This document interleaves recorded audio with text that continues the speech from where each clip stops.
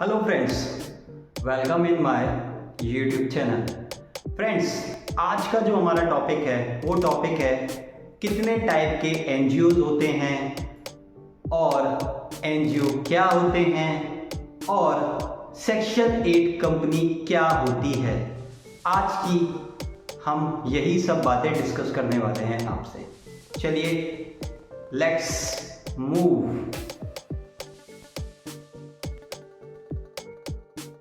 चलिए अपने टॉपिक को मैं स्टार्ट करता हूं। उससे पहले अगर आपको मेरी वीडियो पसंद आ रही है तो मेरी वीडियो को लाइक करिए, मेरे चैनल को सब्सक्राइब करिए, साथ में छोटा सा बेल आइकन है, प्लीज उसे भी दबा लीजिएगा। अपने टॉपिक की तरफ चलिए मूव करते हैं।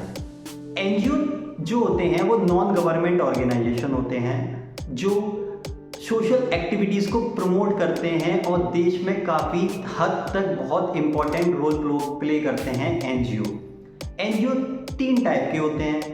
एनजीओ पहला जो होता है वो सोसाइटी होती है जो सोसाइटी एक्ट में रजिस्टर्ड होती है। दूसरा जो होता है वो ट्रस्ट होती है जो ट्रस्ट एक्ट में रजिस्टर्ड होती है। और थर्ड जो आजकल कॉमन है वो होती है सेक्शन 8 कंपनी के रूप में भी एनजीओ रजिस्ट्रेशन होता है।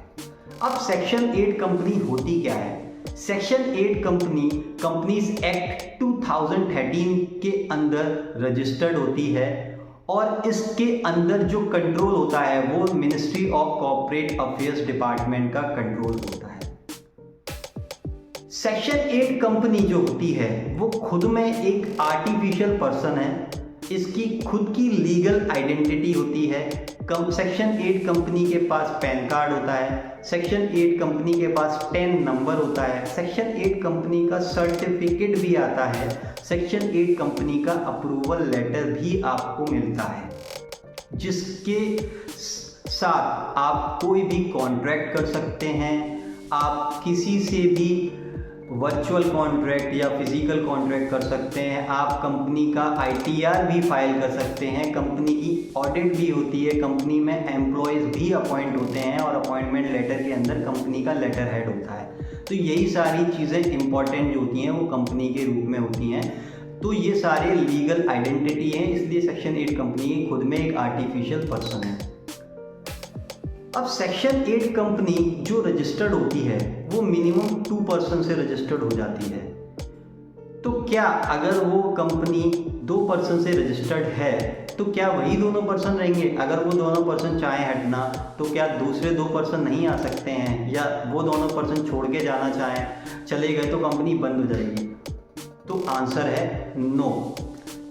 कंपनी चाहे सेक्शन 8 कंपनी हो चाहे कोई भी कंपनी हो जो कंपनीज एक्ट 2013 के अंदर रजिस्टर्ड है या उससे पहले जो भी एक्ट था उसमें रजिस्टर्ड है, तो आंसर है मेंबर आते रहेंगे, मेंबर जाते रहेंगे। कंपनी की एग्जिस्टेंस खुद में खड़ी रहेगी। कंपनी अपने आप में एक आर्टिफिशियल पर्सन है, तो मेंबर में कम, मेंबर में गो, कंपनी कैन गो फॉरएवर।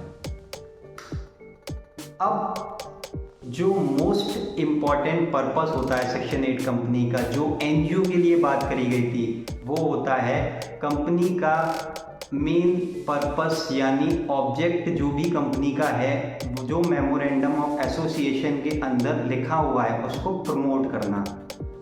अब वो ऑब्जेक्ट क्या होता है? वो ऑब्जेक्ट कुछ नहीं होता, सिर्फ सोशल एक्टिविटी के बारे में मेमोरेंडम ऑफ एसोसिएशन में लिखा होता है, उसको ही प्रमोट करना होता है।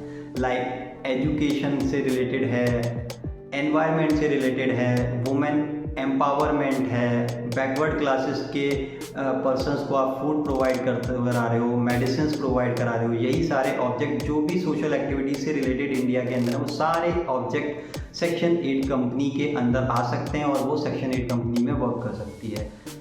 आज का सेक्शन 8 कंपनीज का और एनजीओ का पार्ट इतना ही था। अब मैं नेक्स्ट बातें नेक्स्ट वीडियोज़ में शेयर करूंगा। आप मेरे चैनल को सब्सक्राइब करिए और मेरी नेक्स्ट वीडियो का वेट करिए।